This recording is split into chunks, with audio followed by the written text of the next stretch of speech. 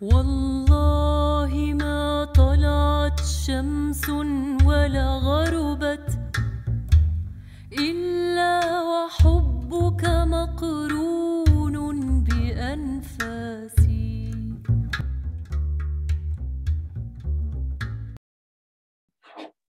Bonsoir à toutes et à tous. Salam alaikum. J'espère que vous vous portez bien.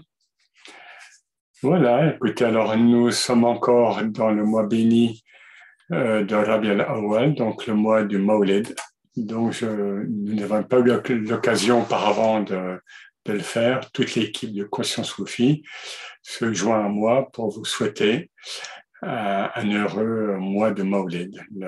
L'événement même est passé, mais comme ça se passe dans certains pays musulmans, nous on a vécu ça à Damas notamment, on fête le Mawlid durant tout le mois de Rabi al-Awwal pour honorer le prophète et sa présence. Voilà, donc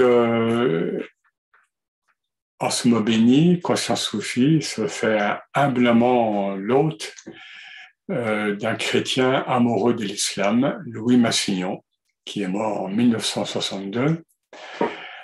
Louis Massignon a été surnommé lors d'une entrevue qu'il a eue avec le pape Pie XI, il était surnommé le catholique musulman. Et notre intervenant ce soir va nous le montrer, il est un grand témoin et acteur du XXe siècle. Sa vie offre une amplitude exceptionnelle et en fait l'un des plus fascinants savants français du siècle dernier. Alors il était pas tour à tour, il était en même temps, bien souvent, écrivain, aventurier, militaire, sociologue, islamologue, historien, linguiste, professeur au Collège de France. Bref, mais aussi, et peut-être surtout, il faudrait dire, un homme engagé de cœur et d'esprit. Voilà.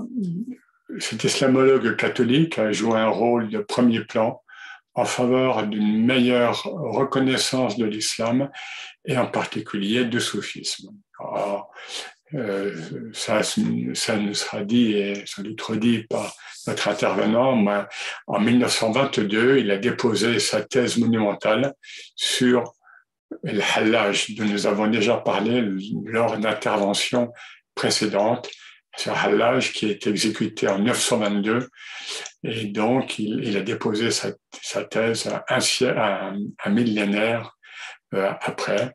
Et nous sommes en 2022, donc nous fêtons, je dirais à la fois, nous célébrons à la fois ce départ de Hallaj de ce monde, le dépôt de la thèse de Massignon et les 60 ans du décès de Massignon, qui est mort fin octobre, le 31 octobre, je crois, 1962.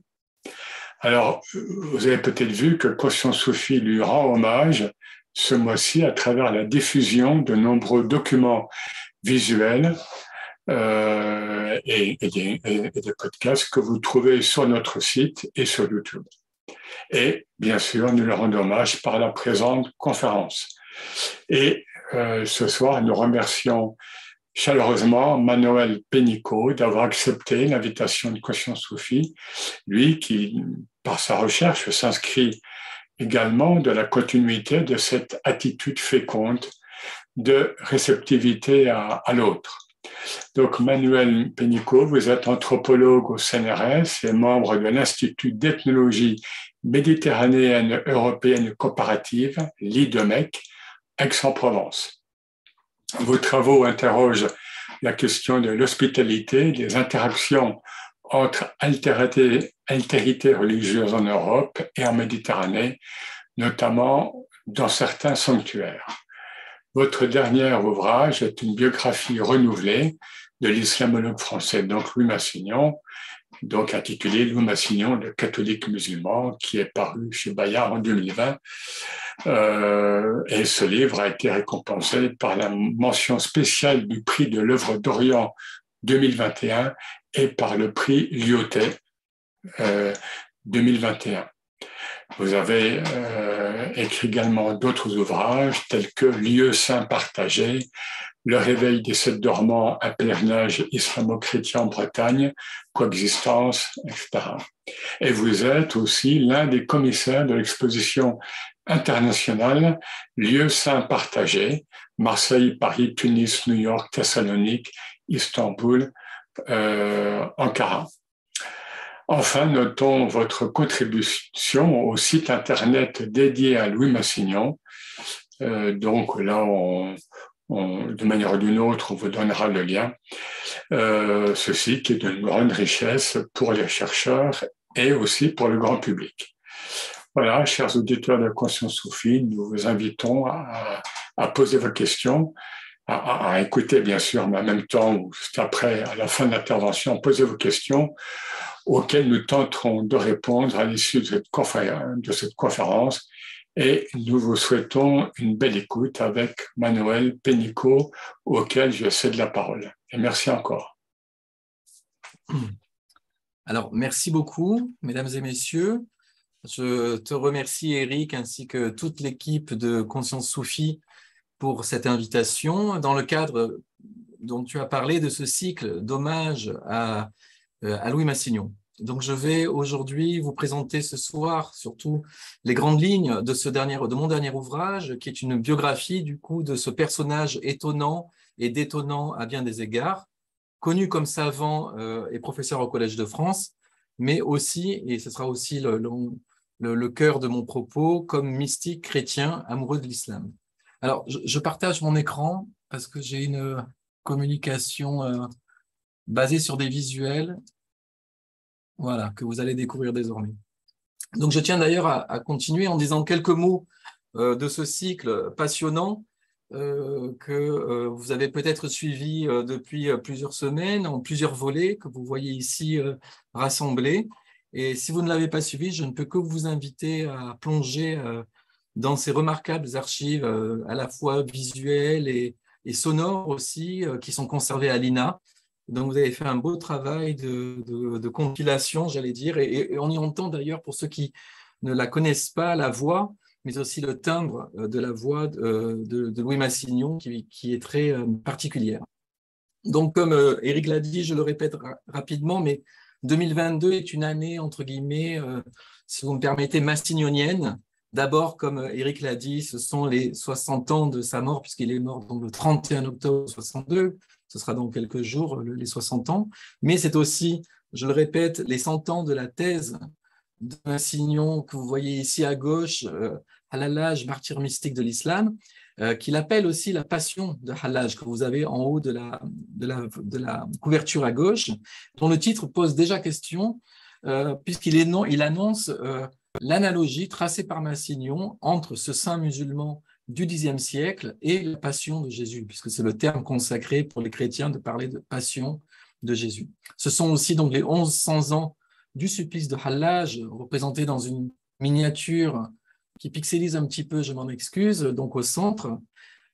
Et ensuite, il y a aussi une résonance plus indirecte avec la canonisation de Charles de Foucault en mai dernier, qui a été son mentor spirituel, puisqu'il lui avait proposé d'ailleurs dès 1909 de le rejoindre au désert. J'y reviendrai. Donc par où commencer? Peut-être par continuer pour me présenter et dire que je ne suis ni islamologue, d'ailleurs d'abord je ne suis pas musulman, mais ni islamologue, ni théoricien de l'islamologie. Je suis anthropologue, disons de terrain, d'abord spécialisé dans l'étude des pèlerinages dans l'espace euro-méditerranéen. Et alors personnellement, pour que vous me situiez un peu, après avoir personnellement étudié des pèlerinages confrériques au Maroc, j'ai consacré ma thèse de doctorat à ce pèlerinage islamo-chrétien dit des sept dormants que Massignon avait inventé dans les années 50. Et là, le savant se révélait dans ce travail étant comme un entrepreneur de l'interreligieux. Alors, c'est pour vous dire que depuis de nombreuses années que Louis Massignon m'accompagne et que vice-versa, je l'accompagne, si je puis dire, avec un peu d'humour. Et lorsque j'ai soutenu cette thèse donc, de doctorat en 2012, en 2010 même, donc c'était il y a 12 ans, j'avoue que je me sentais vraiment incapable de cerner ou d'embrasser, si vous voulez, la vie de ce personnage qui s'étale voilà, sur une surface vraiment très large, bien au-delà des sciences humaines d'ailleurs. Alors l'idée a fait son chemin et j'ai approfondi l'angle d'approche biographique que je revendique en tant qu'universitaire comme une méthode d'approche, une méthode d'analyse en m'intéressant vraiment à l'intériorité du personnage, à sa mystique personnelle, mais aussi à ses tiraillements et à ses contradictions même internes. Donc un jour, j'ai eu l'occasion de présenter un projet de biographie aux éditions Bayard qui ont accepté, et donc le livre est paru dernièrement, ou en tout cas il y a déjà ça fait déjà 2 ans. Le voici pour ceux qui... vous reconnaîtrez d'ailleurs la couverture, elle est aussi à l'écran, qui est tirée du cycle, enfin dont le cycle est tiré. Et donc l'ambition de ce livre, c'était de refaire connaître, de faire reconnaître aux nouvelles générations la figure de Massignon 25 ans après une précédente biographie. Car s'il avait été très connu en son temps, il est encore dans certains milieux savants ou religieux, mais il ne l'est plus du grand public. Si on dit Massignon dans la rue, en général, personne ne connaît. Et donc ce livre, quelque part, contribue modestement à essayer de le refaire connaître. Et donc je suis ravi d'être devant vous pour vous le faire connaître plus avant. Donc cet ouvrage que vous voyez ici est diffusé, c'est structuré en plusieurs chapitres, car ce savant, comme je l'ai dit, a plusieurs appartenances, plusieurs facettes consubstantielles. Donc un caractère multiple qui, en plus du savant, on découvre un ardent mystique chrétien, islamophile ou amoureux de l'islam, comme je l'ai déjà dit. Et plutôt que de suivre un plan chronologique comme on le fait d'habitude dans une biographie, j'ai opté pour suivre 8 chapitres que je vais énumérer très succinctement. Donc d'abord, les questions de famille, d'enfance et de formation intellectuelle aussi, de voyage. Dans le 2e chapitre, on est vraiment dans cette idée du voyage en Orient. Donc Louis Massignon, d'ailleurs, est un emblème aussi de l'orientalisme savant. Donc il voyage en Algérie, au Maroc, en Égypte. Et c'est là qu'il découvre l'islam. Donc j'y reviendrai un peu plus avant tout à l'heure. Ensuite, il y a ce moment central de sa reconversion, j'allais dire, au catholicisme, mais dans le miroir de l'islam. C'est-à-dire que c'est comme si l'islam venait féconder son retour à Dieu des chrétiens. Il aurait pu se convertir à l'islam, mais finalement, il choisit de revenir au christianisme, après une période d'incroyance. Donc il y a toute une facette aussi de militaire pendant les 2 guerres mondiales, dont je ne parlerai pas aujourd'hui, ce serait trop long. Le 5e chapitre est consacré à l'homme de science, donc là c'est vraiment le savant islamologue, et j'en parlerai aujourd'hui. Et enfin, le 6e chapitre, on est vraiment sur la dimension de l'homme de Dieu, donc le mystique, et c'est certainement la dimension ou la facette la plus saillante qui gouverne les autres, selon moi, vous le verrez très bien. Laquelle facette est aussi liée à celle de son engagement social et politique de plus en plus, notamment à la fin de sa vie, en prenant position dans le débat public. Le dernier chapitre correspond en fait à Massignon pèlerin, et là ça me permet de revenir à sa mystique de l'espace et de ce qu'il appelait la géographie spirituelle du monde. Alors, de ce survol, retenons d'emblée une complexité structurelle qui, non pas seulement islamologue, mais comme une figure constituée de facettes consubstantielles. Alors, ce titre d'ouvrage aussi dont je devrais revenir, mais Éric l'a fait, donc je vais aller très vite, qui peut sonner ou peut-être parfois susciter la curiosité parce que cela sonne comme un oxymore, comme 2 termes contradictoires, catholique et musulman. Comment peut-on être catholique et musulman en même temps? Donc déjà, il nous faut dire qu'il ne s'est jamais converti à l'islam, et pourtant beaucoup de gens continuent à le croire, mais ce n'est pas le cas. Ensuite, il faut rappeler ce qu'a dit Éric, que c'est en fait le pape Pie XI qui l'a surnommé de ce sobriquet, et qui en fait, pour être plus exact, lui a dit « vous êtes devenus musulmans à force de les aimer ». Ça, c'est la 2e remarque. Et la 3e, c'est que ce titre permet aussi de montrer qu'il brouille quelque part un peu les appartenances religieuses, alors on pourrait entendre qu'il est promoteur d'une forme de syncrétisme islamo-chrétien, mais ce qui n'est pas le cas. Et donc je finis par dire que c'est l'éditeur qui a choisi ce titre que j'avais suggéré parmi d'autres, et ça c'est souvent la prérogative des éditeurs, comme vous devez le savoir, c'est comme pour les films d'ailleurs, c'est souvent les producteurs qui décident des titres et non pas les auteurs. Alors sur la forme, et j'en finis sur la présentation de l'ouvrage, qui permet de connaître Massignon de près, j'allais dire, c'était un peu cet enjeu. J'ai aussi opté pour mettre en valeur toute une série d'objets et d'images personnelles, inédits, de Louis Massignon, qui permettent de l'incarner visuellement. Donc l'ouvrage est jalonné de photographies, d'objets, d'iconographie religieuse, de dessins aussi, et aussi d'œuvres, par exemple, de son père qui était artiste et qui accompagne quelque part la trajectoire de ce jeune voyageur du début du XXe siècle. Donc ça, c'était quelque chose à laquelle je tenais. Et d'ailleurs, je remercie la famille Massignon pour le prêt de ces objets et de ces images. Alors, aujourd'hui, je vais exposer rapidement les grandes lignes, parce que ce serait très long, mais sinon les grandes lignes principales de cette courbe de vie. Donc c'est une expression d'ailleurs qu'il emprunte à Hallaj en parlant de courbe de vie. Et dans un deuxième temps, je parlerai un peu plus du savant, de l'homme de science, de comment il découvre l'islam, de comment il le décrit, comment il le comprend, quelle méthode d'approche il a en tant que... Et c'est une méthode tout à fait intéressante parce qu'elle est indissociable aussi de sa propre mystique personnelle. Et dans un troisième temps, j'aborderai un peu la question de l'hospitalité abrahamique qui remonte à Abraham, qui était donc une autre figure cruciale chez Massignon, qui d'ailleurs, s'il a consacré le début de sa vie vraiment à Hallaj, à partir des années 30, il va vraiment être habité par aussi toute la question abrahamique. Alors j'en viens à ma première partie, à ces grandes lignes pour vous exposer. Donc là, je vais vous raconter un peu son histoire de façon, j'espère, vivante, pour vous dire qu'il est né en 1883 sous la Troisième République, près de Paris, dans une famille cossue, bourgeoise même, où son père, Ferdinand Massignon, est sculpteur et graveur dans l'Art Nouveau. Il est connu sous le pseudonyme de Pierre Roche, et vous le voyez ici à droite. Lui est un croyant, tandis que sa femme, donc la mère Massignon, est elle une fervente catholique.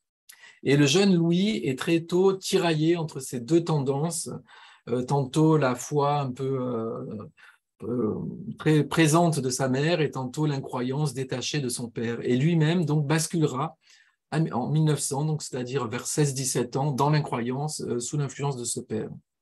Ce père, donc, qui est artiste, et je signale qu'il y a eu cette année une exposition au Petit Palais à Paris consacrée à l'Art Nouveau de Pierre Roche, et donc vous verrez quelques œuvres un peu plus tard dans ce parcours. Donc le jeune Louis suit une scolarité exemplaire et où pointe déjà une prédisposition pour la science, les langues, les arts et les lettres. Il est déjà, assez tôt, passionné des grandes expositions coloniales et il évoquera plus tard même, je cite, un désir d'Afrique dès l'enfance. Donc, il fait preuve d'une insatiable soif d'aventure, de découverte et d'altérité. Il est fasciné par l'ailleurs, par ses explorations, et il rêve, je cite, de combler les blancs sur les cartes, selon l'expression de Livingstone. Donc, on est en plein période d'expansion coloniale de l'impérialisme français et d'autres nations d'ailleurs. Donc, il est en cela un produit de son époque, de la Troisième République. Très tôt, dès 15 ans, on le voit prédisposé pour voyager. Il voyage seul en Allemagne, en Autriche, puis en Algérie déjà. À 18 ans, il prend un bateau, il s'en va. Ses parents le laissent partir tout seul. Mais c'est surtout au Maroc, en 1904, qu'émerge sa vocation pour l'étude et la compréhension de l'islam. Alors, permettez-moi un très léger retour en arrière pour préciser qu'en 1900, donc 4 ans plus tôt avant le Maroc, le jeune Louis ne croit plus en Dieu. Et son père l'invite pourtant à aller rencontrer l'un de ses seuls amis catholiques, qui est l'écrivain Joris Carl Huysmans, que vous voyez ici au centre. Et le 27 octobre, d'ailleurs c'est aussi un anniversaire bientôt, 1900 se joue en quelques heures décisives, en tête-à-tête entre cet écrivain d'âge mûr et ce jeune homme. Donc l'écrivain catholique lui enseigne les principes de ce qu'il appelle la substitution mystique et la réversibilité des mérites. En résumé, on peut prendre sur soi les douleurs d'autrui pour souffrir à sa place. Et alors, notez que la piété doloriste, de souffrance, très caractéristique d'ailleurs de ce catholicisme, chez Huysmans, va fortement marquer le jeune homme, au point qu'il fera sienne cette piété doloriste lorsqu'il reviendra lui-même au catholicisme. Et à ce moment-là, il fera de la substitution mystique un pilier de sa spiritualité. Et alors cette substitution qui est centrale, et d'ailleurs lui traduira par Badaliya en arabe, il dira aussi l'avoir trouvé chez Hallaj dans ses travaux sur la mystique musulmane.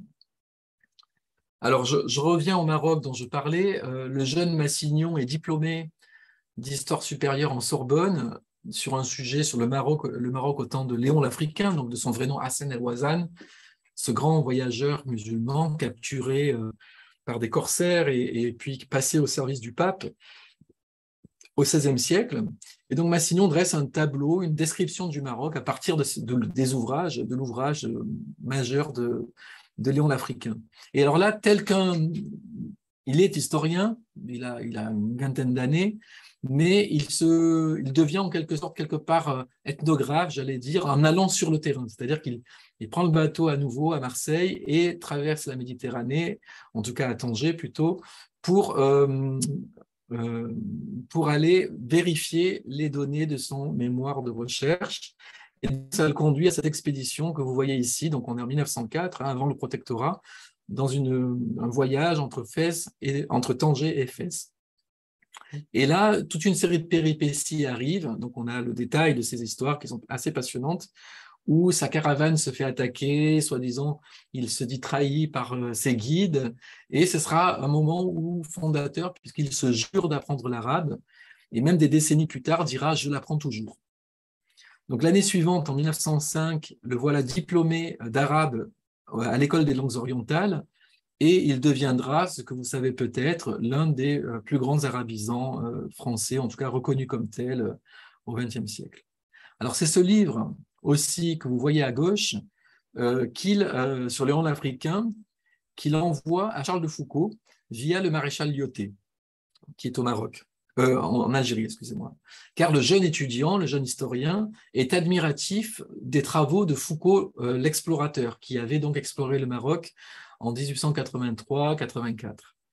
Mais c'est Foucauld l'abbé, donc une fois converti, l'ermite du désert, disons, qui lui répond, disant au jeune Massignon qu'il prie pour lui, mais Louis Massignon ne répond pas parce que lui est donc dans sa période d'incroyance. Pour continuer, là vous voyez typiquement une œuvre de Pierre Roche, donc Ferdinand Massignon, le père de Louis Massignon, qui représente le Caire, puisque le jeune historien est nommé à l'IFAO, qui est l'Institut français l'Institut français d'archéologie orientale, au Caire. Et là, il y a un épisode central que je dois vous narrer. Il fait la rencontre de Luis de Quadra, qui est un jeune aristocrate espagnol qui, lui, est converti à l'islam et qui va lui faire connaître à l'âge dans un passage très émouvant. Et là, je ne peux que vous faire écouter ce petit passage qui a été diffusé dans l'un des cycles, où on a la voix de Louis Massignon. J'ai rencontré à l'âge un printemps d'Égypte brûlant sans pureté, où je cherchais les sources où boire la vie, et ce devait être la vie éternelle.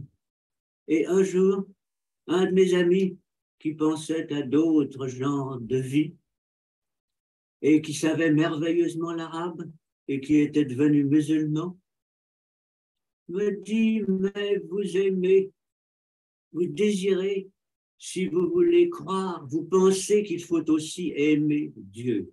Dieu doit être cru, une parole immuable. Nous aimons n'importe quoi, nous aimons nos trahisons. L'amour n'est pas fait pour Dieu, mais néanmoins, il y a un musulman que beaucoup considèrent comme un saint qui est mort d'amour de Dieu, qui s'est livré au supplice de la croix pour l'amour de Dieu. Et il m'a tendu un livre. Alors voilà, je reprends la parole. Donc, je tenais à vous faire écouter ce court extrait qui se trouve donc dans un des épisodes du cycle présenté par Conscience Soufie. Et donc là, vous avez la voix du vieux Massignon qui raconte cette rencontre avec ce converti à l'islam, Luis de Quadra, cet espagnol, cet aristocrate espagnol. Et ce livre dont il est question, c'est le Mémorial des Saints de Hattar, dans lequel il y a des poésies ou des versets de Hallaj. Et donc, c'est Luis de Quadra, donc ce renégat, entre guillemets, qui lui fait découvrir Hallaj. Donc là, vous voyez le jeune Massignon à l'époque, en 1907, dans sa période, on va dire, excusez-moi, dans sa période plutôt, on va dire, dandy. Et là, il faut aussi ne plus taire que ce jeune Louis Massignon avec ce Luis de Quadra vivent tous les deux une passion amoureuse, une homosexualité de jeunesse qui n'est plus du tout tabou, en tout cas de parler aujourd'hui, et qui va même jouer un rôle assez déterminant dans le processus de conversion de Louis Massignon. Mais lui, à ce moment-là, au bout de quelques mois, vit mal cette relation, il fuit le Caire et se fait nommer à Bagdad, fin 1907, pour une mission archéologique. Et c'est aussi l'occasion pour lui de commencer à travailler, à étudier la figure de Hallaj, en qui il décèle un potentiel sujet de thèse. Alors, fait notoire, le jeune Massignon délaisse le milieu consulaire et décide de s'installer dans un quartier musulman, chez deux notables, les cousins Aloussi, dont vous voyez l'un d'eux ici en photo, qui l'aident même dans ses études halajiennes, même s'ils ne sont pas portés sur le soufisme, ils ne sont pas eux-mêmes affiliés à une tarika ou au soufisme, mais en tout cas, il l'aide et lui fait l'expérience de l'hospitalité musulmane. J'y reviendrai car c'est central. Au printemps 1908, il prend la tête d'une caravane, plutôt d'une expédition, pour aller fouiller un château sassanide en plein désert, dont vous voyez aussi une photo à droite et le plan de l'expédition qu'il a dessiné, si vous voulez, avec les fleuves de l'Euphrate et du Tigre en Mésopotamie. Et cette expédition est aussi ponctuée d'attaques, de bédouins, de péripéties diverses et variées. Donc il y a là toute une partie romanesque, donc c'est la partie aventurière ou aventureuse, si vous voulez, de Massignon. Avec d'ailleurs des photos fameuses qui ont une forte valeur à la fois historique et ethnographique. Donc là, c'est la traversée de l'Euphrate que vous voyez sur des barques. Et une autre photo ici, c'est la traversée et des embarcations circulaires sur le fleuve du Tigre. C'est bien ça, je ne me trompe pas, ou c'est l'inverse? Oui, c'est le Tigre. Alors, son expédition s'intéresse brutalement, en fait, dans la ville de Kut Al Amra, sur le Tigre. Et là, c'est important, il est arrêté, suspecté, accusé d'espionnage, peu après un attentat qui a eu lieu dans cette région, dans le contexte de la proche révolution des jeunes Turcs. Donc, c'est un mouvement politique à laquelle appartenait d'ailleurs le jeune Mustafa Kemal, le jeune Turc Mustafa Kemal, visant à déstabiliser l'Empire ottoman. Et s'ouvre alors une séquence tout à fait assez rocambolesque, qui a été assez bien étudiée, où le jeune Massignon est arrêté, renvoyé à Bagdad par bateau. Il est accusé d'espionnage et lui va se croire condamné à mort. Et là, il a une réaction assez extrême, en tout cas, qu'il décrit, qu'il a même relaté, où il va essayer de se suicider. Évidemment, le suicide manque puisqu'il survit, et il est attaché, pieds et mains liés, dans une cabine de ce navire à vapeur qu'il ramène à Bagdad, lorsqu'il est frappé par un choc mystique qu'il appellera la visitation de l'étranger. Alors voilà, j'avais laissé cette photo qui est une photo de son voyage, mais voilà la visitation de l'étranger qui est en fait l'équivalent de son récit de conversion. Et là, vous voyez le style dont je vais lire les quelques premières lignes. L'étranger qui m'a visité un soir devant le Tac sur le Tigre, dans la cabine de ma prison, et la corde serrée après deux essais d'évasion est entrée toute porte close. Il a pris feu dans mon cœur que mon couteau avait manqué, cautérisant mon désespoir. Je vous laisse lire cette citation qui est très dense. Donc l'étranger n'est autre que Dieu qui le juge. Et lors de cet acmé spirituel, un moment tout à fait fondateur aussi, il est lui convaincu de l'intercession de Hallaj qui est là pour le sauver, même s'il est évidemment mort depuis des siècles, mais aussi de l'intercession de Foucault, qui à ce moment-là est vivant, et comme de sa propre mère. Donc il est convaincu qu'il y a toute une série de personnes qui prient pour son salut.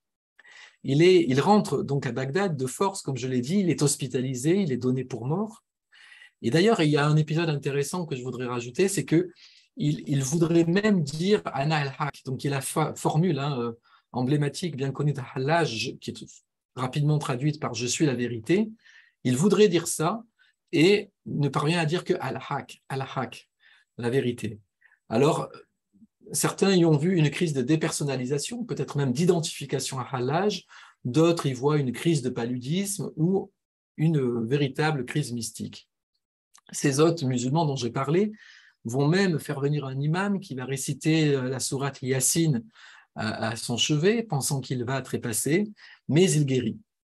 Et là, les cousins Aloussi jouent aussi un rôle important, garantissant aussi, se portant garant devant les autorités ottomanes au nom du devoir de l'hospitalité déjà mentionné.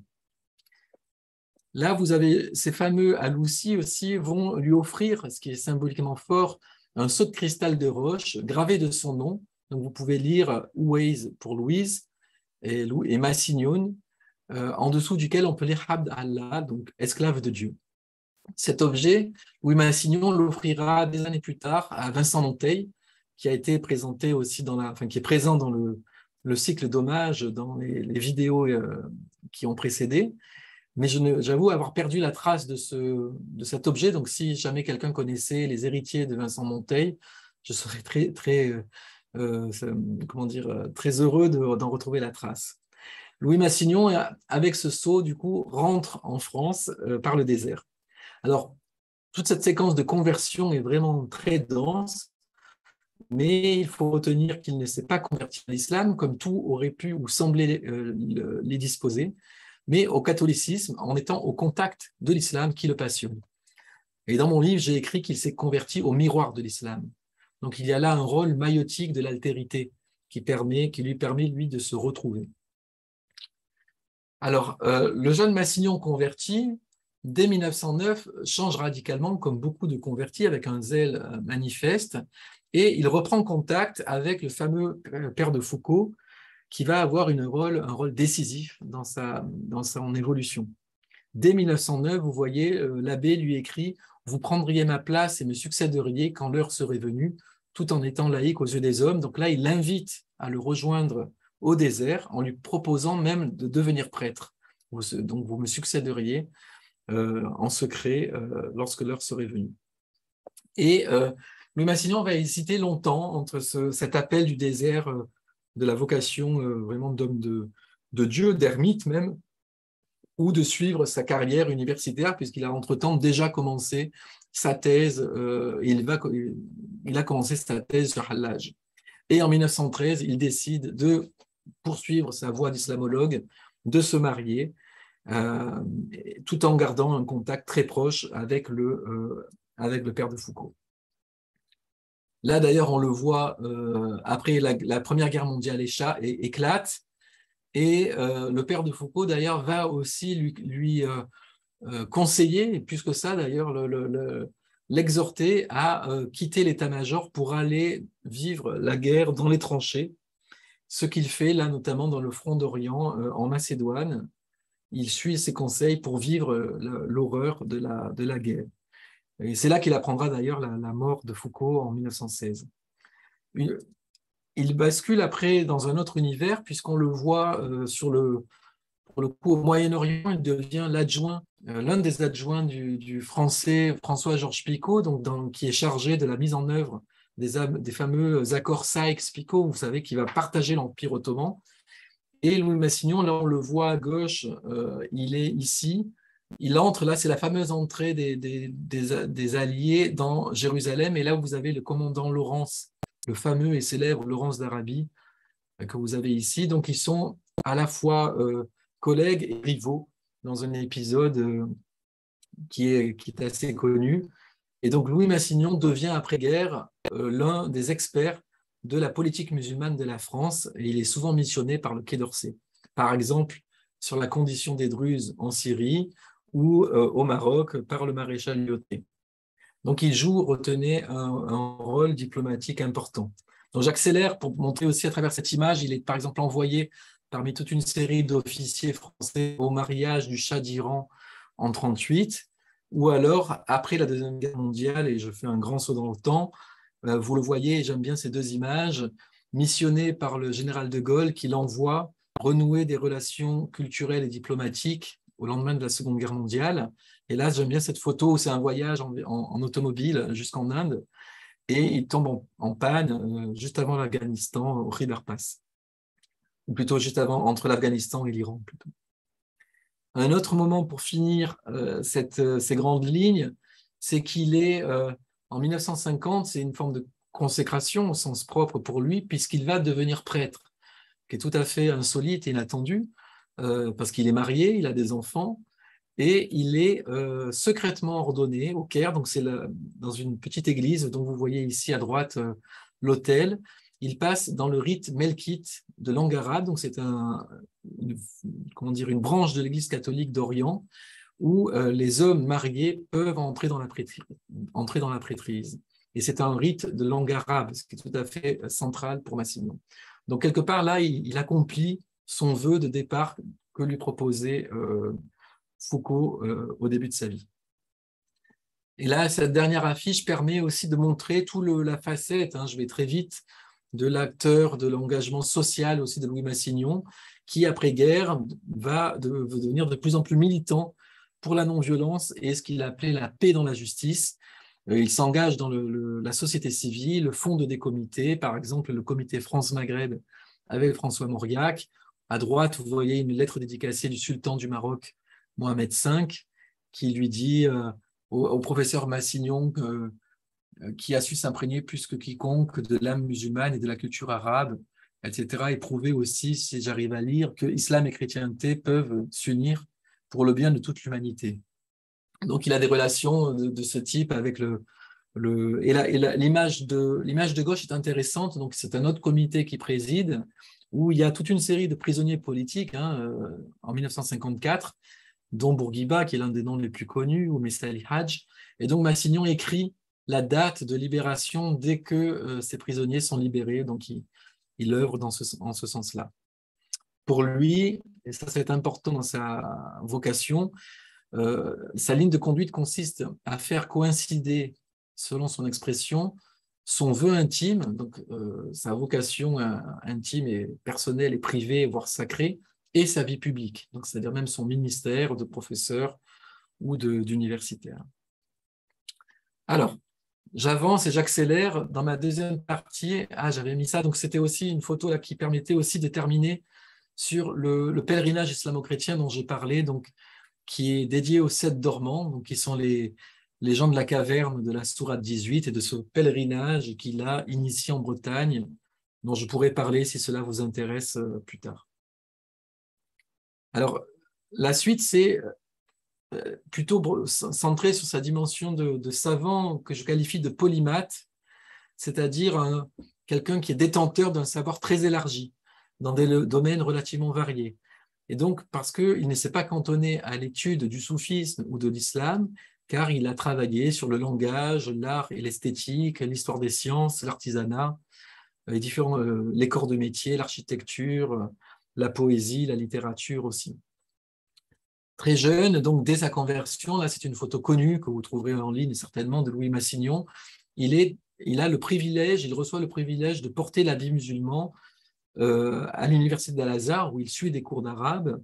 Et c'est un privilège d'ailleurs qu'avant lui, seul son maître islamologue Ignace Goldziher avait reçu. Là, vous le voyez en 1913 en train lire, en tout cas de poser, même avec sa thèse et son travail sur Hallaj dont j'ai parlé. Donc la thèse est déjà presque prête en 1913, mais évidemment la Seconde Guerre mondiale éclate et donc il aura ce moment de soutenance dont j'ai parlé, ou dont Éric a parlé en 1922. Et il va devenir, c'est ça qu'il faut dire, l'un des pères de l'islamologie française et qui a contribué à faire entrer l'étude du soufisme dans le champ académique et universitaire, à partir de ses travaux sur Hallaj. Jusque-là, le soufisme n'était pas considéré comme digne d'intérêt sur le plan académique, donc son travail va largement y contribuer. Et son travail porte sur Hallaj, donc là une miniature d'une meilleure qualité qui présente justement ce supplice de Hallaj, et ainsi que j'ai ajouté ces versets du Diwan qu'Éric a commenté dans une précédente session, versets qui ont fait croire un temps au jeune Massignon qui venait de se convertir en 1908 qu'Hallaj était converti in extremis à la religion de Jésus, puisqu'il avait été crucifié. Effectivement, il y a ce titre, il y a ce texte, « Préviens mes amis que je me suis embarqué pour la haute mer et que ma barque se brise. C'est dans l'instance suprême de la croix que je mourrai. Je ne veux plus aller à la Mecque ni à la Médine. » Mais Massignon se ravise dès 1909 en reconnaissant que Hallaj est bien mort musulman sunnite. Voilà donc cette thèse de doctorat qu'il soutient en 1922, qui est dans la version que vous pourrez trouver dans le commerce, qui a été republiée en 2010 chez Gallimard, a été largement beaucoup revue, retravaillée, ce qui est tout à fait précieux. Et comme Éric le disait aussi, Massignon, ce n'est pas fortuit qu'il a déposé en Sorbonne cette thèse le 26 mars 1922, c'est-à-dire 1000 ans jour pour jour après le supplice de Hallaj. Et pour lui, c'est évidemment loin d'être un hasard. Il a aussi un rôle de traducteur des œuvres de Hallaj, donc le Kitab el-Tawassin, ou bien les Akbar al-Hallaj, ou bien le Diwan dont on vient de parler. Il devient titulaire de la chaire de sociologie et sociographie musulmane au Collège de France en 1926 jusqu'en 1954. Donc voilà une année des professeurs, des célèbres professeurs du Collège de France, sachant qu'il enseigne aussi à l'EPHE, dans une série d'institutions fameuses, qu'il appartient à des académies à l'étranger, et donc à un rayonnement international tout à fait important. Alors, dans une perspective épistémologique, c'est un mot savant, mais je voudrais attirer votre attention sur la posture, sa méthode, si vous voulez, qu'il dit découvrir chez Hallaj et qui lui emprunte. Il s'agit de ce qu'il appelle une méthode intérioriste, qui consiste à s'approcher du sujet en se mettant, je le cite, dans l'axe de sa naissance, pour mieux le comprendre de l'intérieur. Et là, c'est tout à fait intéressant, j'espère que cela va résonner pour vous, parce que c'est une attitude très spirituelle, en fait. Il dit, il ne suffit pas de chercher à connaître, il faut arriver à comprendre. On comprend l'autre en se substituant mentalement à l'autre, en reflétant en soi la structure mentale, le système de pensée de l'autre. Déjà, dans sa thèse, il prônait ce décentrement dans une autre formule qu'il empruntait à Hallaj. Hallaj disait « comprendre quelque chose, ce n'est pas s'annexer la chose ». Ce mot d'annexion est important. C'est se transférer par décentrement au centre même de l'autre en devenant en quelque sorte son hôte intérieur. Alors ce décentrement méthodologique devient pour lui même une méthode de compréhension des faits sociaux. Il faudrait arriver à sortir de soi et à se rapprocher d'une chose ou d'un sujet ou de quelqu'un en se mettant en syntonie avec elle ou lui. Et lui parlera même de science expérimentale de la compassion, donc basée sur le principe de participation, où vous allez voir et vous voyez que même l'idée de participation devient compassion, ce qui est encore un degré spirituel supérieur. Sur le plan linguistique, la pratique intensive de l'arabe constitue aussi pour lui un exercice de ce décentrement, pour comprendre l'autre de l'intérieur, quasiment du dedans. Pour lui, parler l'arabe est une expatriation, le mot est fort, et il se dira aussi l'hôte de cette langue arabe qu'il considère comme sacrée, étant la langue de la révélation coranique. Et métaphoriquement, c'est comme si le langage lui permettait d'incorporer l'altérité. Là, à travers cette image dans son bureau à Paris, je voulais souligner qu'il a été aussi un pilier, ou en tout cas un passage obligé pour toute une génération d'islamologues qu'il a contribué à former, que ce soit Berck, Jacques Berck, Henri Corbin, Régis Blacher, Arnaldez, Germaine Tillon, Eva de Vitré-Meyerovitch, autant de noms que vous connaissez sans doute. Donc, beaucoup sont passés par Massignon, disons, par ses enseignements, ainsi que des intellectuels arabo-musulmans comme Mohamed Harkoun, Taha Hussein, Mohamed Hamidoullah, Ibrahim Madkour et d'autres. Et là, la dernière image, c'est Louis Massignon qui fait partie de l'Académie des langues arabes du Caire. Il est en haut à droite. À partir de 1934, il se réunira chaque année pour les travaux de cette académie prestigieuse. Ma dernière partie porte sur ce que Massignon appelait, et j'aime cette formule, la religion de l'hôte. Expression profonde qui remonte à Abraham, qui convoque Abraham, qui fait aussi écho à quelque chose, à une autre expression que j'aime bien, qui est celle de la religion vécue, au sens où la religiosité peut parfois déborder du cadre dogmatique et institutionnalisé des religions normées et normatives. Donc je vais parler de l'abrahamisme de Louis Massignon. Ici, vous voyez, il est précurseur de ce qu'on appelle aujourd'hui le dialogue interreligieux, ce qui n'existait pas de son temps, et il est justement considéré comme l'un des pères de l'abrahamisme qui prône la réconciliation des enfants d'Abraham dans un horizon eschatologique commun, c'est-à-dire pour préparer quelque part la réconciliation à la fin des temps. Son projet, lui, qui est islamophile, vise à réintégrer les enfants d'Ismaël, donc la branche plutôt de l'islam, qui aurait été exclue, selon lui, par les juifs et les chrétiens de la filiation d'Abraham. Et là, il déploie toute une théorie, une rhétorique, excusez-moi, de l'exclusion, à la fois des musulmans, des parias, des hors-la-loi, qui est tout à fait fascinante, mais je ne développe pas aujourd'hui. À gauche, vous avez cette image d'un livre de ces trois prières, alors à la fois pour Sodome, Ismaël et Isaac, qu'il a composé dans les années 30, qui n'étaient pas destinés à être publiés, mais qui existent depuis, je crois, 1996 aux éditions du Cerf. Et comme je l'ai dit tout à l'heure, on voit son centre d'intérêt se décaler, se déporter de Hallaj vers Abraham au tournant des années 30. Et à droite, cette icône chrétienne de l'épisode de Mambré dans la Bible, dans la Genèse 18, qui est en fait l'épisode où Abraham reçoit les trois anges, les trois visiteurs, les trois étrangers.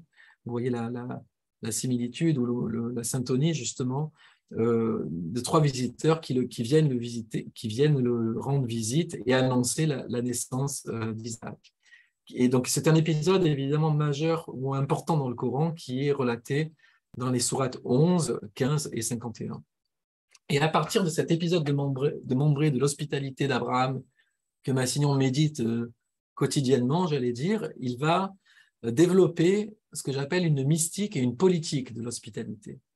Et là, c'est un thème central que j'étudie en profondeur et notamment qui peut se résumer de façon succincte par cette citation: « Pour comprendre l'autre, il ne faut pas se l'annexer, mais devenir son hôte. » Alors, en substance, telle est la méthode prônée par Louis Massignon pour connaître l'autre du dedans, en le respectant dans son altérité, y compris religieuse. Devenir l'hôte, dans les deux sens du terme, c'est à la fois celui qui reçoit et celui qui est reçu, serait le moyen le plus approprié et le plus juste, à l'opposé de l'annexion, et cela résonne avec la citation de Hallaj de l'annexion que j'ai citée plus haut, de l'annexion qui porte les stigmates de la colonisation, où l'autre devait devenir le même et se convertir. Ça, c'est moi qui le dis. Alors, cette hospitalité, on pourra y revenir dans la discussion, devient vraiment de plus en plus importante chez lui, et il prend aussi publiquement position et politiquement position, notamment pour le sort des réfugiés palestiniens, surtout après 1948.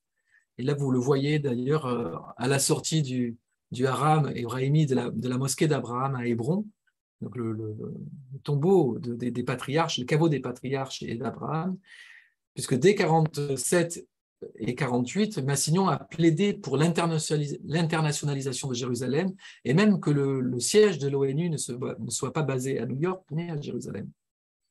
Il a vraiment pris fait et cause pour la cause des Palestiniens, ce qui a causé beaucoup d'ailleurs de problèmes au nom de l'hospitalité.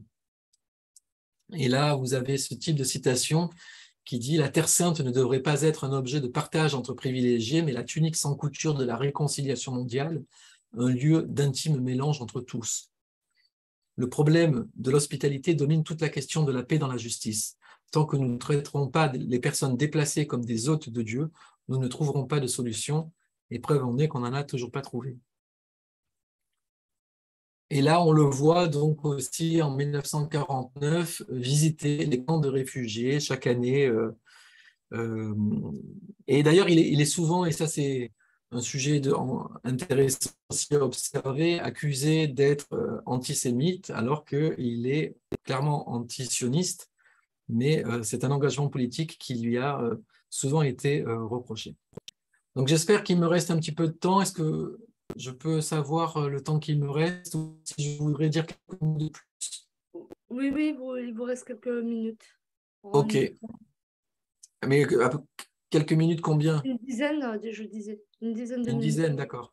Donc je vais aller très vite sur cette idée de substitution qui était un peu le deuxième pilier pour moi dans ma lecture de Massignon, l'hospitalité et la substitution, qui s'incarne et prend forme. Alors là, d'ailleurs, on le voit aussi, vous voyez Louis Massignon à Jérusalem, derrière le dôme du rocher sur l'esplanade des mosquées.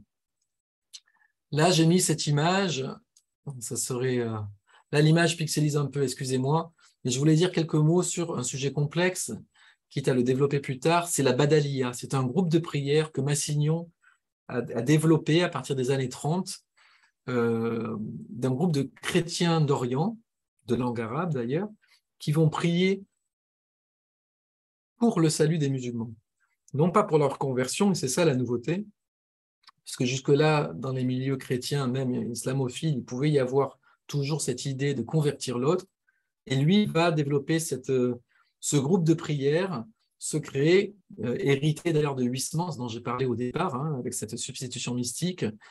Et il va, cette fondation ou ce groupe va se réunir et prier régulièrement, notamment pendant le Ramadan, mais aussi pour les fêtes religieuses juives. Donc vous voyez une ouverture abrahamique manifeste, avec des groupes qui vont se créer, tantôt au Caire, à Jérusalem, à Paris, même à Aix-en-Provence, près de chez moi, où les séances commencent d'ailleurs par des lectures de la Fatiha, ce qui est tout à fait intéressant aussi. Aujourd'hui, c'est fréquent que des groupes de chrétiens, moi je travaille sur ces choses-là, lisent la Fatiha en situation d'hôte, justement, de musulmans qui pourraient être présents. Et là, c'est le cas, mais donc c'était le cas dès les années 40, ce qui est tout à fait avant-gardiste, je pense, aujourd'hui. Et d'ailleurs, Louis Massignon demande aux chrétiens présents de se tourner vers Jérusalem en disant que c'est leur Qibla à eux, en faisant l'analogie avec la Qibla musulmane. J'accélère pour peut-être donner simplement quelques images rapides de ce pèlerinage islamo-chrétien dont j'ai parlé. Donc voilà les 7 dormants que vous connaissez par la sourate 18, qui sont les compagnons de la caverne, que ce chien qu'on appelle Kitmir dans la tradition veille, il veille sur eux en tout cas pendant leur sommeil. Et Louis Massignon en 54 va donc instaurer, il dit dans cette citation, islamisant, frappé de l'importance de la multiplicité des lieux saints dédiés en islam aux 7 dormants, j'ai travaillé à faire ranimer leur culte pour une réconciliation sacralisée entre chrétienté et islam. Et là, on le voit d'ailleurs des musulmans qui vont venir en Bretagne, dans un pèlerinage qui est au départ catholique, dédié aux 7 dormants. Louis Massignon va ajouter une participation musulmane en invitant des Algériens, notamment de régions parisiennes, à venir participer au rituel au nom des 7 dormants. Et là, vous avez une partie de la prière de « Je vous salue Marie », de l'Ave Maria, qui est portée parmi les excusez-moi, parmi les pèlerins. Là, vous le voyez, Louis Massignon, encore une fois, il est en train de lire la Fatiha devant la chapelle des 7 dormants, ce qui est quand même tout à fait aussi intéressant comme rituel. Et celui-ci, c'est quelques années plus tard aussi, dans ce pèlerinage dont je viens de parler. Et là, peut-être le moment fort aussi, en 1961, il invite le célèbre cheikh Amadou Hampâté-Bâ, qui est de passage en France, à venir à ce pèlerinage en juillet 1961 et à réciter le passage de la sourate 18 relatif aux 7 dormants, aux gens de la caverne. Et depuis 1961, c'est devenu le rituel disons, le rituel islamo-chrétien, où chrétiens et musulmans se rassemblent et, entre guillemets, prient ensemble, si vous me passez l'expression. Et donc, c'était cette image que j'ai montrée tout à l'heure de Louis Massignon en 1962 pour son dernier pèlerinage, au moment où l'Algérie où la guerre d'Algérie est terminée. Et je devrais aussi ajouter que ce pèlerinage, Louis Massignon l'avait créé, disait-il, pour une paix sereine en Algérie. Donc cela participait, outre la dimension spirituelle et eschatologique et abrahamique, une intention était aussi pacifique, de prôner la paix et quelque part de préparer la décolonisation parce que la situation était devenue insupportable outre rive de la Méditerranée. Et là, vraiment, du coup, ce pèlerinage est intéressant. Donc, c'est sur ce phénomène que j'ai passé ma thèse, que j'ai soutenu ma thèse, et je pourrais vous en parler plus longuement si cela vous intéresse. Pour conclure rapidement sur cet exposé qui est par définition incomplet, j'espère vous avoir donné envie d'en savoir plus. Et vous l'aurez compris, donc je n'ai pas livré d'exégèse théologique ou islamologique, puisque ce n'est pas mon cœur de métier, ce n'est pas ma vocation personnelle, je ne suis pas islamologue, mais j'ai essayé à travers de caractériser ou de donner à voir, à comprendre, peut-être de l'intérieur aussi, à la façon de Massignon, comment certains carrefours ou certains choix jalonnent cette courbe de vie. Par exemple, j'aurais pu développer comment les années de jeunesse, et notamment cette rencontre de Hallaj à travers ce personnage d'aristocrate espagnol converti à l'islam, a eu un rôle très important aussi dans la construction personnelle de Louis Massignon. Ensuite, on pourrait aussi, évidemment, ce que certains font très bien, faire une exégèse ou une islamologie critique de l'islamologie de Louis Massignon. Et si vous êtes intéressé par ça, je salue et je signale les travaux d'une collègue, Florence Olivry du Mérier, qui a soutenu une thèse en 2019 avec Pierre Laury, que certains connaissent peut-être, sur justement un point de vue critique sur l'islamologie de Louis Massignon. Et je crois que cette thèse va être publiée. Florence est en train de la préparer, donc ça pourrait être un jour une intervenante aussi, où là, elle va plutôt critiquer les fondements de l'islamologie, puisque l'un des critiques peut-être qu'on pourrait dire de Louis Massignon, ça je peux le faire tout seul, c'est qu'il a aussi compris de l'intérieur le soufisme et l'islam, mais aussi à l'aune de sa propre subjectivité, ce qui est logique en soi. Mais comme lui était éminemment catholique, quelque part, il a tendance à parfois avoir une lecture orientée ou christiano-centrée de l'islam. Et ça, c'est quelque chose d'important à reconnaître. C'est comme si son islamophilie personnelle était irriguée par son amour chrétien et mystique de l'islam. Par exemple, comme je l'ai dit au départ, il avait voulu voir en Hallaj, en 1908, un saint crypto-chrétien ou mort chrétien sur la croix parce que crucifié, même s'il s'est ravisé après coup. Mais en 1934, lorsqu'il voit le pape Pie XI dont on a parlé, il aurait aimé, ce qui est quand même sidérant, il aurait aimé instruire un procès en canonisation de Hallaj par l'Église catholique. Alors là, c'est quelque chose de totalement osé, évidemment qui n'a pas pu et qui ne se fera jamais, mais c'est pour dire sa vision qui est particulière. Et malgré cette critique que je viens de faire, ce regard ethnocentré, je crois qu'on doit lui reconnaître d'avoir ouvert la voie à cette méthode particulièrement innovante en son temps et toujours aujourd'hui qui est stimulante de cette méthode intérioriste. En effet, cette approche intuitive, subjectiviste, intérioriste des faits sociaux, et notamment de la mystique musulmane, me paraît pertinente aussi à bien des égards, car il parvient, si on le lit, alors c'est difficile de lire Louis Massignon, mais il parvient à mettre parfois des mots sur une expérience d'absolu très intime, et si intime qu'elle est difficilement dissible et traduisible. Et ça voudrait dire, c'est comme s'il fallait être sensible à la mystique pour pouvoir la comprendre de l'intérieur et l'étudier. Et là, j'imagine que ça résonne pour beaucoup d'entre vous.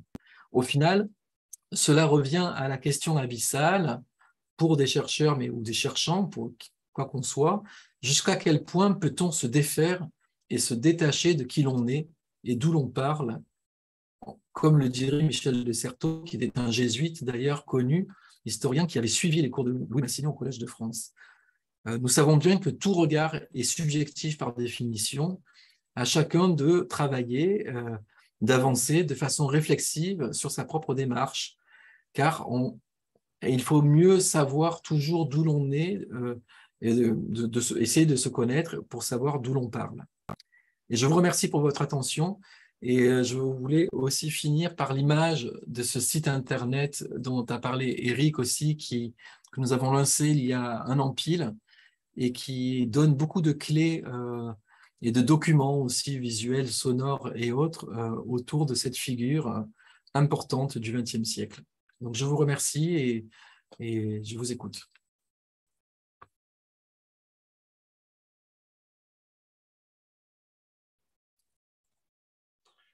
Merci beaucoup pour cet exposé à la fois riche et précis. Quelques questions sont posées sur l'héritage de Louis Massignon aujourd'hui, que ce soit d'un point de vue scientifique, parce que vous avez mis en avant le fait qu'il a quand même été à l'origine de méthodes de travail qui lui étaient quand même particulières et qui tranchaient quand même considérablement avec celles qu'utilisaient les grands orientalistes avant lui. Donc, cette méthode de travail a-t-elle eu des conséquences sur les générations qui l'ont suivi, premièrement. Deuxièmement, son héritage d'un point de vue spirituel, puisqu'il a lui-même initié un certain nombre de mouvements dont vous nous avez fait part, notamment à propos de la Badélia et du pèlerinage des Sept Dormants. Qu'en est-il aujourd'hui? Cet héritage est-il toujours vivant et actif? Merci. Ok.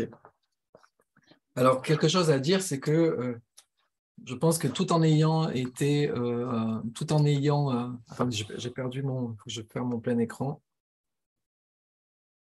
Ok, sinon je ne vous vois pas. Tout en ayant été, comme je l'ai dit, un passage obligé dans l'islamologie française, dont il est considéré en tout cas comme l'un des pères fondateurs, on doit dire qu'il n'a pas véritablement fait école. Il n'y a pas de courant massignonien qui s'est vraiment qui a perduré, qui a sous l'angle académique, il n'a pas fait école, voilà, à proprement parler. Donc il est resté un peu une figure tutélaire, mais en même temps aussi controversée, puisque justement sa propre foi venait peut-être parfois brouiller, en tout cas certaines de ses messages. Et il avait aussi cette caractéristique, il le disait d'ailleurs dans cette idée de faire coïncider son vœu intime avec sa vie publique.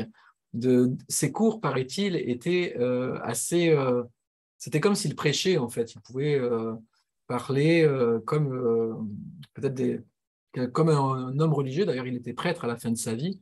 Donc, il pouvait croiser les registres, en fait. Et ça, c'est quelque chose aussi qui lui était propre, qui n'a pas forcément, évidemment, été retenu dans le monde académique. Donc, ce serait peut-être un point à mettre à son, comment dire, un point négatif, entre guillemets, qu'il n'a pas.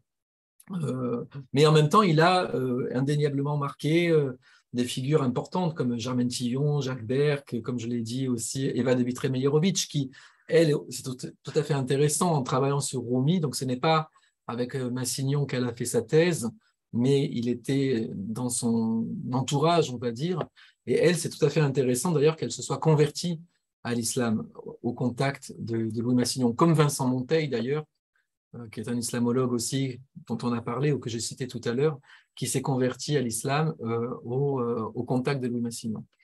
Donc voilà pour quelques éléments de réponse.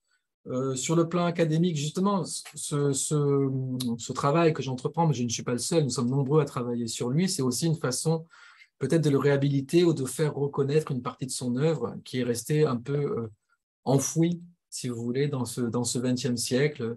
Donc les jeunes générations d'étudiants ne connaissent pas véritablement Massignon. Par contre, en creusant, ils se rendront compte que tous les auteurs qu'ils utilisent remontent à lui. Après, il faudrait aussi être, pour être critique, dire qu'il a été aussi assez,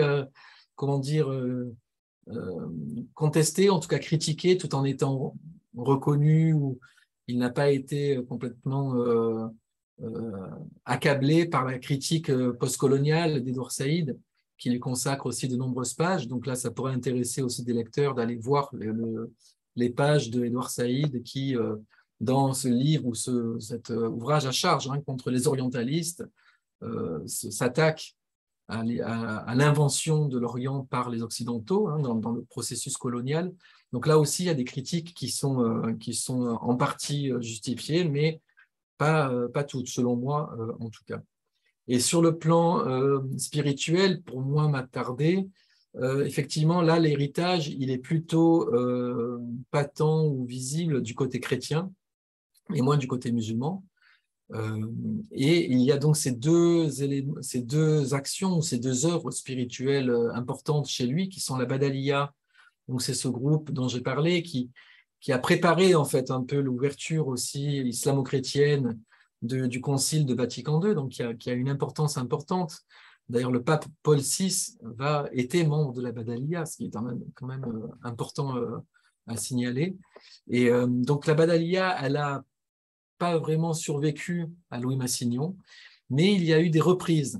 Et par exemple, si vous le connaissez ou connaissiez, parce qu'il est certainement disparu aujourd'hui, mais il y a ce jésuite italien Paolo Dall'Oglio, sur lequel je travaille aussi beaucoup, que j'ai connu d'ailleurs sur la tombe, figurez-vous, de Massignon, qui était aussi un prêtre catholique qui se disait amoureux de l'islam, croyant en Jésus et amoureux de l'islam. C'est un livre qu'il a écrit, qu'il a failli d'ailleurs se faire excommunier de l'Église pour dire ça, puisqu'il parlait même de l'Église de l'islam, et lui allait jusqu'à revendiquer une double appartenance, de pouvoir être à la fois chrétien et musulman. Ce qui peut paraître aussi très dit comme ça peut choquer, je l'entends, mais c'était quelqu'un de très savant aussi et de très mystique d'ailleurs. Donc Paolo Dall'Oglio était typiquement là un héritier de Massignon, et donc ses disciples, ou plutôt les confrères de Paolo Dall'Oglio, qui a été certainement éliminé par Daesh en Syrie dans les années 2010, ses confrères, qui sont quelques-uns, continuent de porter cette parole d'hospitalité abrahamique. Donc là, il y a vraiment une filiation. Donc là, il y a au contraire une école, si vous voulez, du côté catholique qui se déploie. Et d'ailleurs, avec du côté romain, disons que dans le catholicisme romain, cette communauté qui est très petite a quand même l'oreille du pape, au sens du pape François, qui est sensible à toutes ces questions, sachant que lui-même est jésuite. Et il y a aussi un autre groupe qui existe, que je commence un peu à connaître, qui est aux États-Unis, qui a aussi développé des réunions de la Badaliya depuis une vingtaine d'années. Et récemment, je sais qu'un groupe de la Badaliya a ouvert en Pologne, donc à l'initiative d'un jeune prêtre qui vient de soutenir une thèse et qui se lance aussi dans ce sillage. Donc là, on voit qu'il y a des continuités. Et la deuxième œuvre spirituelle, c'est le pèlerinage des Sept Dormants en Bretagne, qui, quoi qu'on en pense, parce qu'il n'est pas peut-être ce que chacun voudrait y voir, mais cela fait bientôt 70 ans qu'il existe, et donc a une vitalité tout à fait assez exemplaire, en tout cas importante à reconnaître, à étudier déjà, puisque c'est mon cas. Et donc là, chaque année, vous avez une participation renouvelée de musulmans, de chrétiens, de soufis d'ailleurs, qui commencent à venir. Pendant longtemps, ils ne venaient pas. Donc, je sais que les scouts musulmans sont venus il y a quelques années. Et donc, à chaque fois, cette année, il y avait aussi les organisateurs du festival d'ailleurs, qui va commencer ces jours-ci à Fès, de culture soufie à Fès, qui étaient présents. Donc, à chaque fois, il y a toute une activité, disons, qui se renouvelle. Donc, c'est un endroit où la mémoire de Louis Massignon, disons, est entretenue et cultivée. Merci, Monsieur Pénicaud, pour tous ces détails foisonnants et généreux. Une question qui nous a été posée par Samira. Comment expliquez-vous que Massignon soit si peu connu du grand public, effectivement? Alors Merci. ça, je vais vous répondre par une pirouette. Non, parce que c'est quelque chose de très actuel. C'est que j'ai présenté il y a quelques années, ou il y a 2 ans, un projet d'exposition à l'Institut du monde arabe sur Louis Massignon qui permettrait, en tout cas, ou qui permettra, j'espère, de le faire connaître, mais aussi de faire connaître à travers lui toutes les figures plus connues, parce que je ne l'ai pas dit aujourd'hui, mais qu'il a connu Gandhi, il a connu beaucoup de grands personnages du siècle dernier, Clémenceau et d'autres, mais Louis Massignon n'est pas connu. Et du coup, ce projet d'exposition qui a été bien reçu, désormais avec le Covid, ça a été un peu compliqué, donc il y a des tractations, j'allais dire, des discussions autour de ce projet. Et j'avais une discussion encore la semaine dernière à Paris autour de ce projet, et quelqu'un me disait comme ça, de but en blanc, c'est dommage qu'il n'y ait pas eu de film sur Louis Massignon comme il y en a eu un sur Laurence d'Arabie. Et effectivement, quand on dit Laurence d'Arabie dans l'imaginaire même global, on pense à ce film de 1963, donc le fameux Lawrence of Arabia, qui a fait connaître ce personnage à la suite des 7 piliers de la sagesse que beaucoup connaissent. Et justement, Aliman me répondait par cette phrase en me disant « c'est dommage qu'il n'y ait pas eu ce film parce que sinon on signerait tout de suite pour faire une exposition sur Louis Massignon, pour le faire connaître justement, ou en tout cas parce que ça parlerait aux gens et les gens viendraient. Mais le fait qu'il ne soit pas suffisamment connu crée un blocage et bon, ce projet n'est pas encore, n'est pas encore à l'ordre du jour. J'espère qu'il le saura et que peut-être que je continue d'avancer, que ce livre que j'ai fait permettra de servir un peu à défendre cet enjeu, ce projet, puisque effectivement, c'est de faire connaître comment un individu croise plusieurs mondes, et même avec une lecture aussi critique, comme je l'ai dit, par rapport à l'orientalisme, à la colonisation, dont Louis Massignon n'était pas dupe. Lui-même était un acteur, et il l'a reconnu, et lui-même reconnaissait avoir été un acteur de la colonisation dans sa jeunesse au début du XXe siècle. Mais effectivement, il n'a pas d'œuvre peut-être comme Laurence, alors qu'ils étaient tous les deux au même niveau en 1917 à Jérusalem. Laurence, lui, a écrit les 7 piliers de la sagesse qui lui a donné une notoriété immense, puis ce film, alors que Massignon, lui, en devenant universitaire, n'a jamais écrit autre chose que des articles scientifiques que finalement personne ne lit ou qui avaient une audience assez limitée, et donc surtout pas le grand public du coup. Merci beaucoup. Pour revenir un peu à la méthode scientifique de Louis Massignon, vous avez évoqué la notion de décentrement qui semble être au cœur de sa démarche, à savoir cette capacité à se mettre à la place de la personne dont on cherche à connaître les ressorts intimes. Cette notion de décentrement vous semble-t-elle encore possible aujourd'hui dans les sciences humaines? Et je pense que oui. Oui, tout à fait, parce que je pense bien qu'il était précurseur à ce moment-là de quelque chose que, notamment d'ailleurs, toute la critique postcoloniale va critiquer, c'est toute cette approche ethnocentrée, européocentrée, justement, de cette incapacité et réelle de beaucoup de savants de ne voir qu'à la lumière de leur propre monde, j'allais dire. Et donc tout le travail, notamment des anthropologues dont je suis, c'est justement d'essayer toujours d'aller essayer de comprendre de l'intérieur. Mais c'est quelque chose aussi peut-être d'utopique, parce qu'on ne peut jamais complètement se décentrer totalement. En tout cas, ça c'est ma façon de répondre.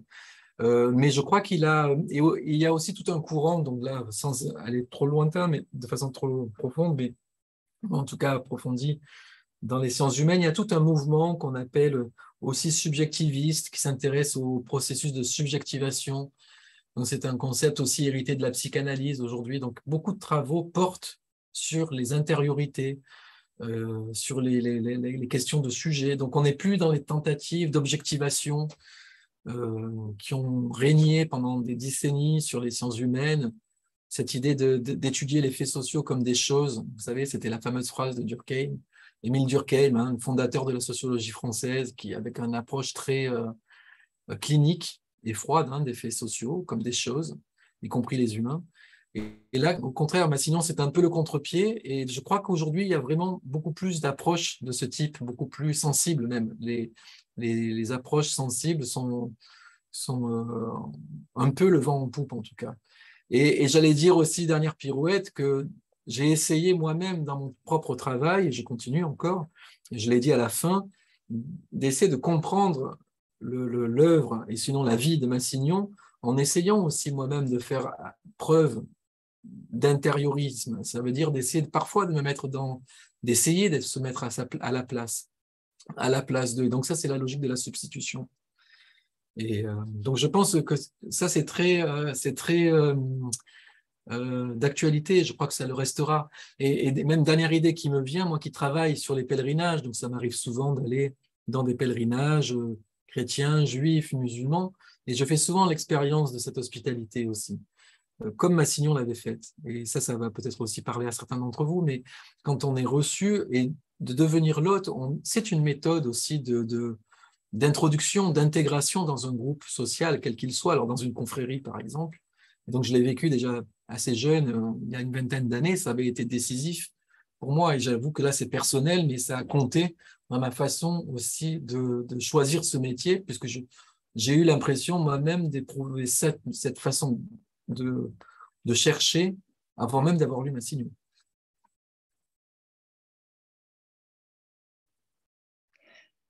Nous avons une autre question concernant le syncrétisme potentiel.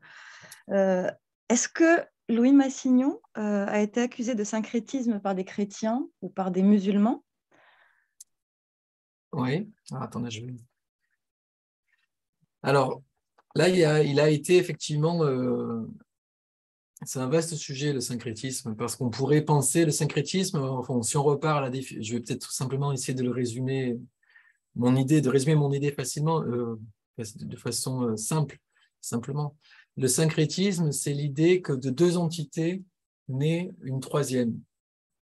En fait, c'est ça. Donc, c'est comme si lui se disait, je vais, à partir de l'islam, du christianisme, et pourquoi pas du judaïsme, créer une troisième entité qui serait peut-être la synthèse.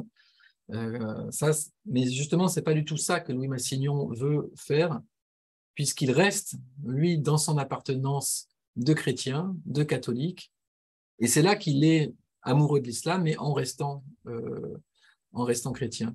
Et donc, il prône au contraire à chacun de rester dans sa propre appartenance. Par contre, d'explorer sa relation à l'autre et à l'altérité religieuse. Donc, il n'y a pas de fusion hybride. Et il n'y a pas de fusion hybride entre islam et christianisme dans son cas, comme il a pu être accusé ou taxé de.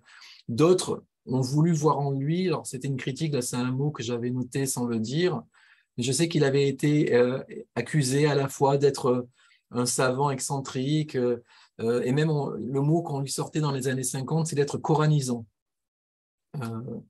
Donc, ça, c'était une accusation, j'allais dire, qui aujourd'hui peut-être ressortira, c'est un terme peut-être qui ressortira dans le débat public, dans toutes les polémiques, évidemment, qui affleurent constamment, hein, encore ces derniers temps. Mais donc, il n'y a pas, je pense, de tentative syncrétique dans la posture de Louis Massignon. Dans le cas de Paolo Dall'Oglio, il faudrait y réfléchir à deux fois parce que lui-même vantait un certain syncrétisme, mais c'est un peu un autre sujet qui n'est pas, en fait, qui ne concerne pas directement Louis Massignon. Merci beaucoup. Une autre question sur un grand personnage contemporain d'ailleurs de Louis Massignon, c'est Mohamed Iqbal. Une question est posée, oui, puisque lui-même a fortement influencé Eva de Vitré-Meyerovitch, qui était également étudiante ou qui était sous l'influence de Louis Massignon. À votre connaissance, Iqbal a-t-il rencontré Massignon? Y a-t-il eu des échanges entre ces deux grandes figures du XXe siècle, entre l'islam et le christianisme? Oui, tout à fait. En fait, même Louis Massignon admirait beaucoup Iqbal et je crois que c'était réciproque. Et ils se sont rencontrés. Je connais au moins une rencontre dans les années 30 et peut-être avant même. Et je crois savoir que lors d'une rencontre, je ne saurais pas dire l'année, je sais que Louis Massignon lui fait rencontrer Bergson parce que Iqbal veut rencontrer Bergson et donc il fait rencontrer ce philosophe pakistanais à Bergson à Paris. Et effectivement, je crois que attendez, j'ai écrit quelque chose.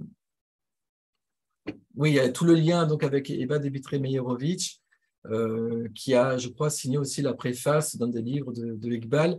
Mais là, du coup, moi, je suis moins spécialiste de Iqbal pour le coup, mais je voudrais signaler à celui ou celle qui a posé la question que sur le site de louismassignon.fr, il y a toute une galerie d'amis et de figures, en fait. Alors, tantôt les figures qui ont contribué à former Massignon, tantôt ses amis, tantôt ses élèves, tantôt ses disciples.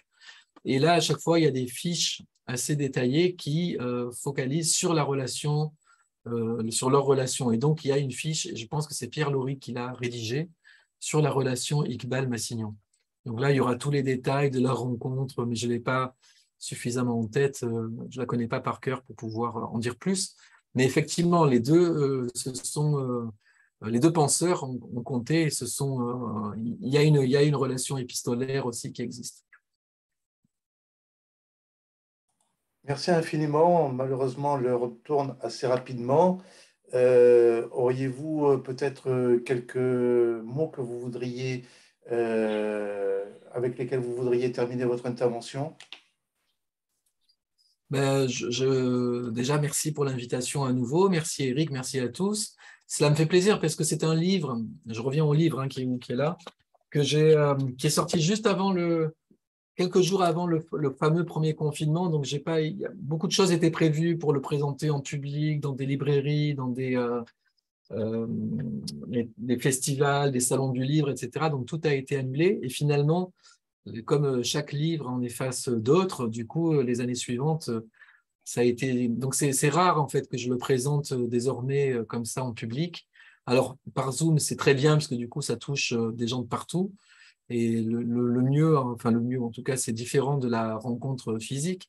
Mais je suis content d'avoir pu approfondir et j'espère seulement avoir semé la petite graine de la curiosité pour aller visiter ce site dont j'ai parlé ou certains écrits ou pourquoi pas la thèse sur Hallaj ou cette biographie surtout, parce qu'on a beaucoup de choses à apprendre et pour toutes les personnes qui sont intéressées dans le vis-à-vis islam, christianisme, vécu en fait de l'intérieur, mais non pas comme des blocs religieux normatifs, institutionnalisés, etc., mais beaucoup plus de l'intérieur par un narrateur qui qui traverse un peu ce siècle et qui, je crois, voilà, fait l'expérience de cette hospitalité dans les deux sens du terme et qui est un mot extrêmement heuristique, comment dire, extrêmement pertinent pour comprendre un peu la relation de l'altérité. Et ça, moi, c'est vraiment, tous mes travaux concernent un peu ces questions-là, notamment ceux du rapport à l'autre religieux et comment on peut, évidemment, se côtoyer et même se rencontrer dans des sanctuaires tout en étant de religions différentes. Donc, le cas des sept dormants en est un. Il y a de nombreux cas aussi autour de la Vierge Marie, autour de la figure d'Abraham, d'Élie, de tous ces prophètes, qui peuvent être aussi des lieux de rencontre et non pas de division. Donc, je pense que ça reste quelque chose d'important à connaître aujourd'hui et à faire connaître, surtout aux jeunes générations.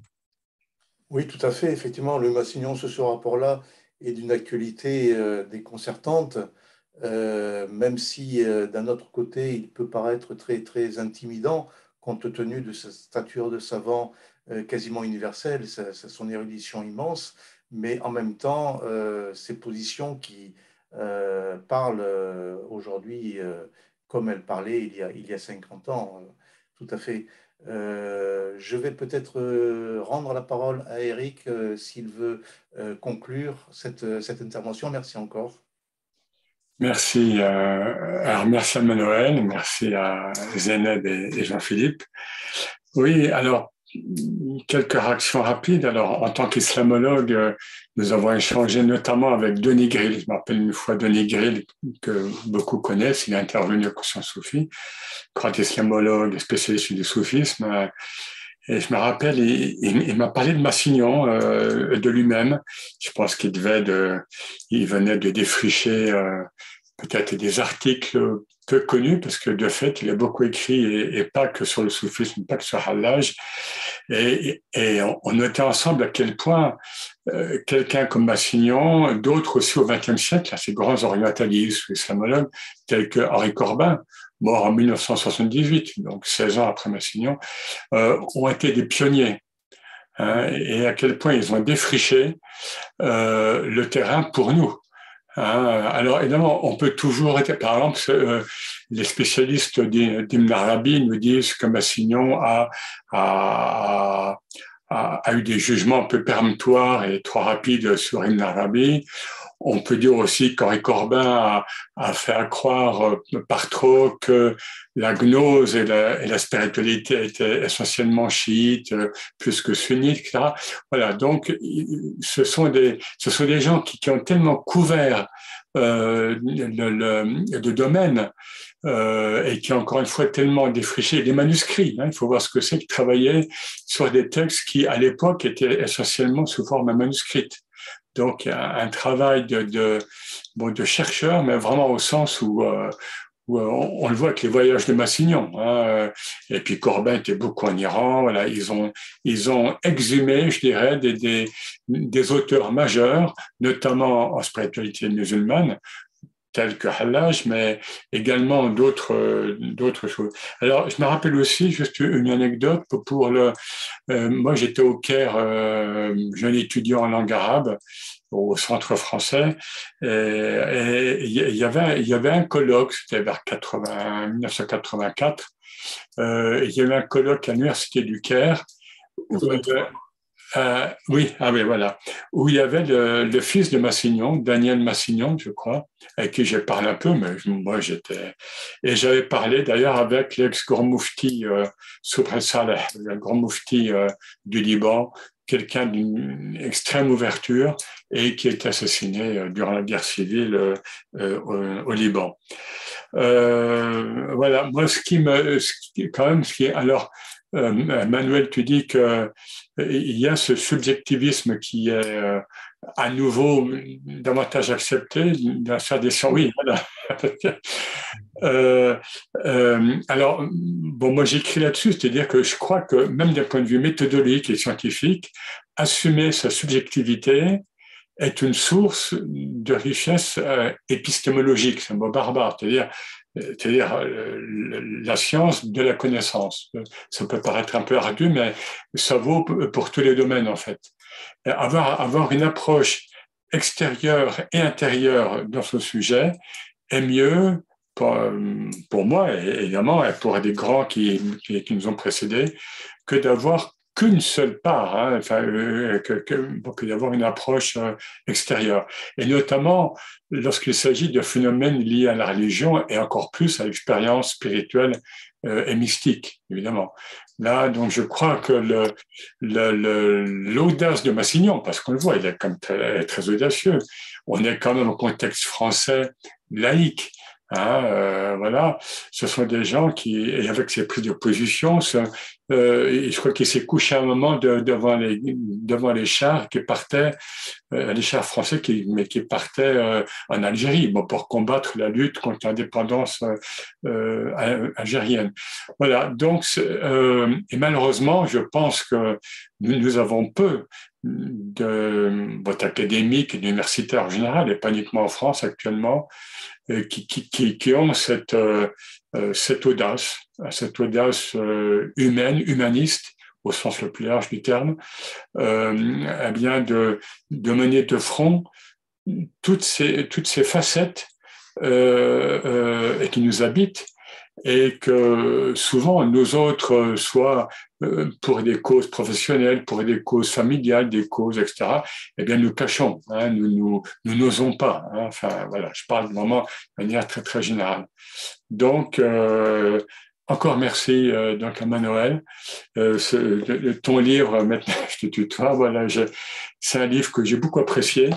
J'avais lu d'autres choses sur Massignon, c'est pas pour faire la publicité, mais c'est un livre, je crois, très, très équilibré et très complet à la fois. Parce que vous savez, les grands personnages, alors, bon, Massignon, ça peut être les mères Belkader, ça peut être une Arabi ou bien des Trécart, enfin oui, des grandes figures, Gandhi. Finalement, on a souvent tendance à les tirer un peu, chacun a un peu tendance à tirer la couverture vers soi. Et là, je trouve que ton livre, précisément, présente ces facettes donc du personnage complet et donc complexe. Il faut voir que tous ces êtres-là, je pense notamment à l'Imer Belkader, ils sont complets parce qu'ils sont complexes. Voilà. Merci encore. Et donc, pour conclure, je vais annoncer donc la veillée spirituelle donc d'après-demain en ligne, donc à 21h. Donc, Sébastien Nickelpuit et moi-même évoquerons la présence de prophètes, puisque nous sommes encore dans le mois de sa naissance, puis nous aurons un moment de zikr et de samar. La prochaine conférence donc aura lieu le 17 novembre à 20h, donc n'oubliez pas, c'est maintenant le jeudi soir, le jeudi 17 novembre à 20h, où nous aurons le plaisir de recevoir Jean-Jacques Thibon, professeur à l'INALCO, donc l'Institut des langues orientales à Paris, qui nous présentera la sainteté cachée des Malamati. Voilà, enfin, sainteté là aussi très, très audacieuse, on peut dire, des Malamati. Merci à tous pour votre présence et à bientôt. Fi amanillah. Merci à tous et à toutes. Au revoir. Bonne soirée.